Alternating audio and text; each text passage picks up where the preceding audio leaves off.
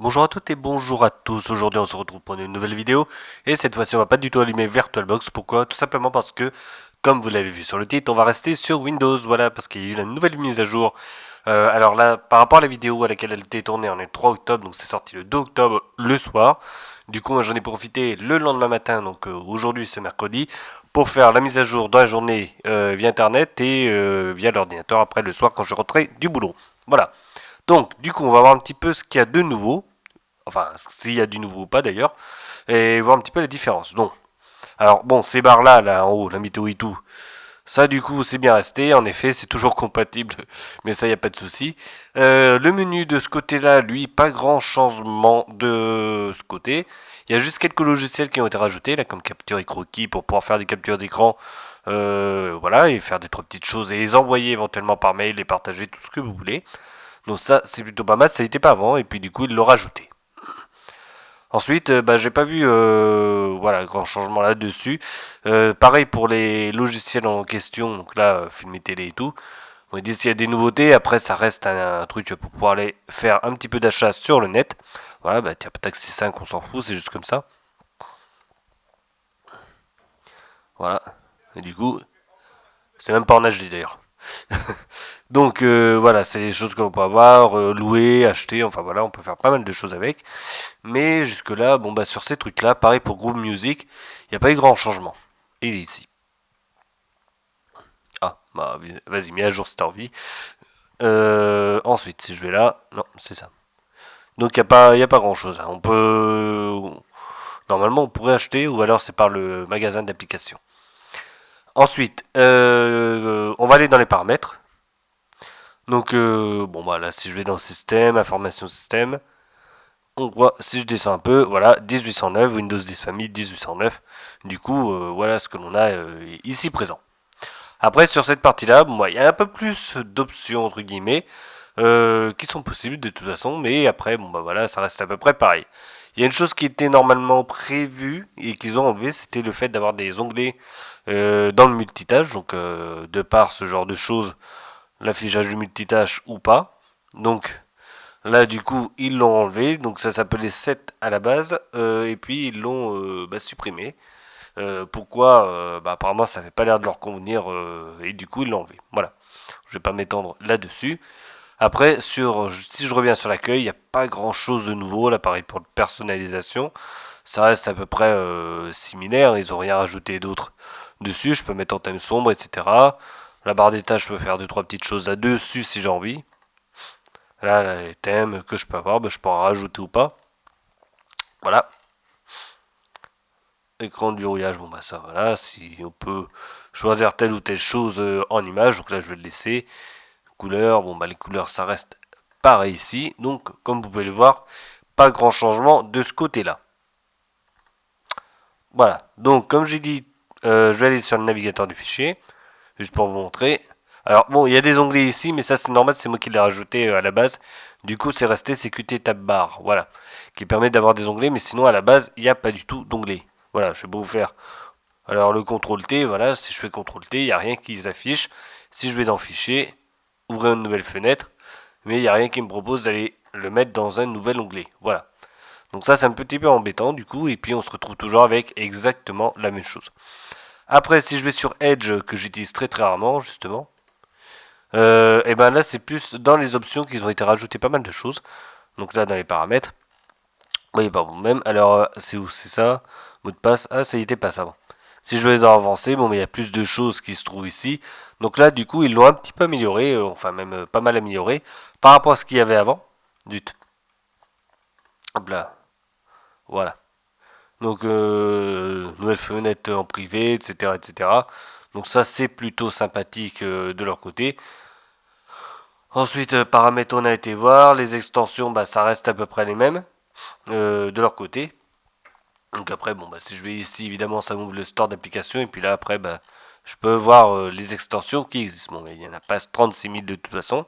Elles sont là. Et puis, bah, on peut en récupérer autant que l'on en veut. Voilà. Donc ça, c'est pour Edge. Après, pas grand changement de leur côté, hein. Normalement, il y a un mode sombre aussi. Si je me souviens, donc paramètres. Voilà. Et là, on est sur le mode sombre. Donc rien de bien violent hein, de toute façon.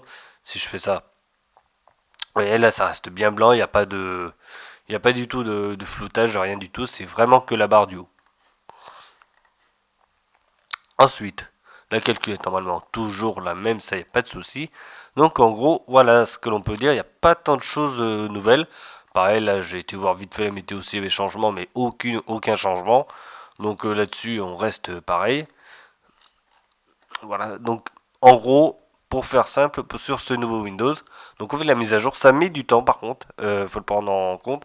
Déjà le téléchargement, je crois que c'est 3 Go, 3 Go 5 à télécharger, donc c'est pas rapide du tout. Et suite à ça, après, par la suite, il faut bien évidemment l'installer. Moi je suis sur du SSD, ça met quand même un quart d'heure. Sur un disque dur, je doute que ce soit moins rapide quand même, ça risque d'être largement plus long. Voilà, faut compter à mon avis 30 bonnes minutes, voire plus, pour pouvoir faire vraiment une mise à jour complète. Voilà. Donc du coup, voilà ce que l'on peut en dire vraiment. Comme j'ai dit, il n'y a pas vraiment de changement, c'est surtout au niveau de la sécurité, il y a plein de choses comme ça qui ont été revues. Et Microsoft Edge, où ils ont fait pas mal de travail là-dessus en l'occurrence. Voilà, Cortana normalement il est plus performant. Après, je peux essayer, mais je suis pas sûr que ça prenne les deux en même temps, l'enregistrement plus Cortana.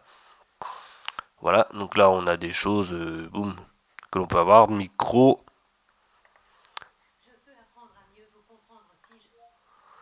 Je veux la météo pour demain.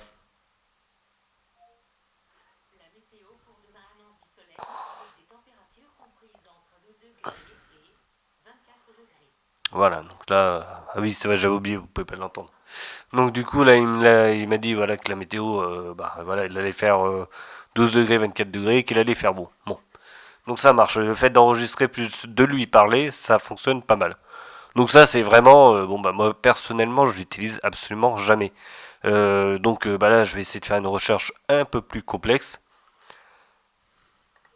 Je veux en savoir plus sur la fusion nucléaire. Bon bah voilà, donc ça c'est pas mal aussi. Ensuite, si je retourne là-dessus, rechercher sur internet la fusion nucléaire. Voilà, et comme un idiot, il a mis ça dessus. Voilà. Donc ça comme quoi, il n'arrive pas encore à prendre en compte certaines choses, en l'occurrence. C'est bien, ça fonctionne, mais après, recherche sur internet, c'était peut-être pas obligatoirement l'occasion de faire ça. Il aurait fallu qu'ils mettent la fusion nucléaire tout simplement. Voilà, aux fusions nucléaires. Donc non, ça marche. Après, c'est pas comme Siri. On peut pas lui parler totalement. Il vaut mieux dire si on veut faire une recherche sur internet, le mot-clé, et puis après, voilà. Pareil, si je veux faire une vidéo, normalement ça devrait prendre vidéo Beethoven 5e symphonie. Comme un idiot, il a allumé autre chose. Tac. Vidéo Beethoven 5e symphonie. Voilà, il n'a pas attendu, il a essayé de faire autre chose. Donc voilà, la preuve que ça marche pas très très bien encore. Voilà. Donc je voulais juste la vidéo sur YouTube de Beethoven avec la 5e symphonie, ça aurait peut-être pas été mal non plus. Donc je vais retenter. 5e symphonie de Beethoven.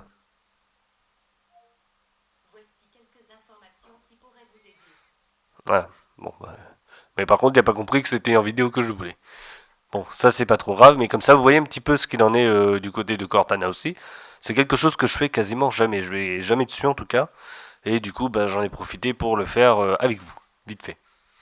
Donc là, le magasin d'applications, j'ai été vite fait avec vous, mais comme ça vous voyez que bon, il n'y a pas grand chose qui a changé non plus. Donc du coup, de ce côté de l'application, d'ailleurs un endroit où on peut voir les applis gratuites, voilà. Donc on a tout ça. Voilà. On peut en prendre et tout, c'est très très rare que j'aille là-dessus. Dolby Access et tout, c'est sympa, mais il faudrait peut-être avoir le matériel pour. Là, on a Kodi qui se trouve là. Bon, après, ça marche pas très bien. Enfin, voilà quoi. C'est vrai, c'est assez aléatoire en fait, suivant ce que l'on veut récupérer comme application. Et du coup, par rapport à ce que l'on a sur, tiens, sur Ubuntu par exemple. Voilà, sur Ubuntu, des choses comme ça, c'est complètement à part. Voilà. Donc c'est complètement à part dans le sens où on peut retrouver des applications qui ne servent à rien et d'autres qui peuvent être sympas mais qui fonctionnent pas totalement. Contrairement à justement Ubuntu sur Mac, il y a un petit peu la même chose, mais il y a plus d'applications quand même qui ont plus d'intérêt. Voilà, c'est plus adapté à l'ordinateur. Que là, c'est vrai que c'est un petit peu le fourre-tout entre guillemets de pas mal de choses. Voilà. Là, c'est pareil si je vais chercher sur un gestionnaire de fichiers. Donc là, malheureusement, en français, c'est rare que ça marche. Voilà, dans les applications. Là, on a quelques petites choses qui peuvent être sympas, mais bon, après, bon, souvent, faut payer. Et du coup, on se retrouve avec quelque chose. Bah, il n'y a même pas de. Ah, si, c'est. Waouh, vous voyez, c'est un peu à part. Il n'y a même pas d'onglet, on dirait. C'est un petit peu dommage. Donc, c'est pour ça que je disais que c'est bien, mais après, on n'est pas sur quelque chose de vraiment sympa pour pouvoir vraiment être efficace. Voilà. Donc là, on a un truc exprès avec de la transparence, mais ça sert absolument à rien parce qu'il n'y a pas d'onglet. Voilà, tel que c'est présenté là, ça n'a pas l'air super super quand même. Il y a des grosses fautes de design entre guillemets là-dessus. Donc c'est vrai que c'est pas tip top on va dire. Voilà. Et ça, je voulais regarder justement en même temps, voir par rapport à l'explorateur des fichiers, est-ce qu'il y a des alternatives. Bon, il y en a bien évidemment. Bon, les meilleurs sont payants, hein, ça c'est sûr. Et après, même en payant, ben voilà, on se retrouve avec des designs comme ça. Est-ce que ça vaut la peine ou pas? Celui-là, je crois que oui, il accepte les onglets, lui. Mais après, pourquoi avoir fait un tel design? Bon, c'est après, on aime ou on n'aime pas. De toute façon, faut l'acheter. Voilà. Donc comme ça, vous voyez un petit peu ce qu'on peut avoir sur le magasin d'applications. Bon, lui, il est tellement simple qu'il n'y a rien, quoi. Voilà. Bon, je crois que j'ai fait un petit peu le tour de Windows 10. Après, bon, Windows, ça reste du Windows. Les applications restent totalement compatibles de toute façon. Enfin, les jeux et tout, ça reste du Windows 10. C'est la même écriture. Il y a quelques petits changements, comme j'ai dit, en fond. Et puis sur le navigateur Edge. Le reste, bon, bah, ça reste à peu près pareil. Toujours pas d'onglet sur le navigateur du fichier. Ce qui est un petit peu embêtant. On est toujours obligé de passer par des alternatives pour enfin pouvoir l'avoir. Donc comme j'ai dit, c'est Qt Tab Bar pour moi qui prend ce genre de choses et pour pouvoir avoir justement des onglets. Donc là je vais ici, hop, voilà, comme vous voulez. Et après bah, je peux refermer les onglets. Donc c'est vrai que c'est un petit peu dommage et c'est frustrant en fait de savoir que malgré tout ils ont abandonné ce domaine-là et qu'ils l'ont sûrement reporté pour plus tard. Alors c'était bien parti pour en avoir, il y avait des améliorations à faire certes, mais je pense qu'ils auraient dû continuer là-dessus tout en améliorant Edge, hein, ça n'empêche rien du tout. Il y a énormément de personnes qui travaillent chez Microsoft, mais vraiment de mettre le paquet dessus et justement d'arriver à sortir quelque chose de correct, sachant que justement les onglets en question, que ce soit sur le navigateur de fichiers ou quoi que ce soit, à la base, on peut le retrouver dans le domaine du libre. Voilà, c'est en open source et tout, et je pense que ça vaudrait peut-être le coup d'aller peut-être voir là-dedans, sachant qu'ils acceptent Ubuntu, ils acceptent pas mal d'autres choses sur Linux. Ça vaudrait peut-être le coup justement d'aller piocher quelques petites choses là-dessus et de l'intégrer à ce Windows, sachant que bah, de toute façon le reste c'est quand même pas mal du propriétaire, enfin, c'est que ça de toute façon, mais faire un petit tour là-dessus, ça pourrait peut-être être pas mal et justement s'inspirer un petit peu de ce qui se passe à droite et à gauche, sachant que de toute façon tout le monde fait à peu près pareil.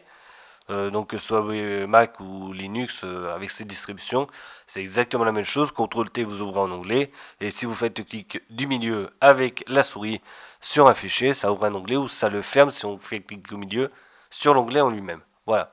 Donc c'est un truc tout bête et normalement ça devrait fonctionner sans problème. Voilà, donc on a fait un petit peu le tour sur Windows 10, pas grand chose à dire comme j'ai dit, pas grand changement, donc du coup on s'amuse, enfin moi je m'amuserai à voir un petit peu ce qui se passera pour les prochains mois de leur côté. Voilà, en attendant, à bientôt et portez-vous bien tout le monde, salut.